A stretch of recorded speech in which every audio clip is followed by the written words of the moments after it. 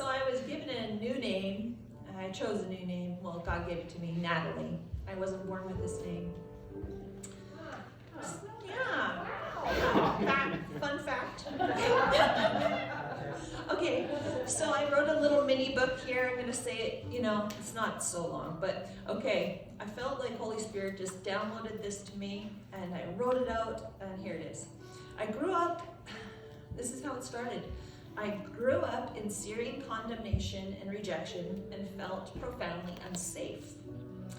Both my parents had a lot of tragedy and wounds that never healed properly. Jesus was not a part of our home life. What is wrong with you was something I was often asked. I grew to hate those words of myself and expected rejection. Being sexually abused at 5 and 7 were secrets that tore me apart.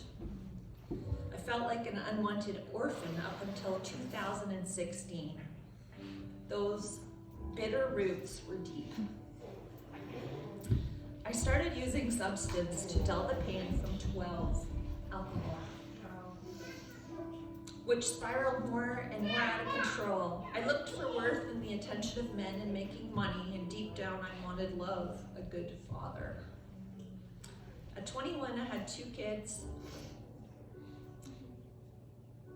with a man twice my age who used and abused me. I started seeking God, and He was seeking me. I lived in terror, running from domestic shelters that I kept secret.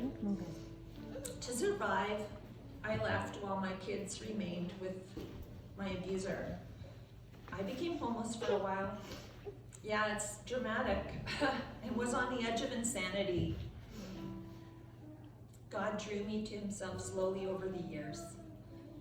I needed Him so badly, and I prayed all the time. I wrote constantly and would sing and thank Him for anything and everything. I sang about a bright future of love and joy. Inside, I was miserable and lost, and I smiled constantly as a defense to life.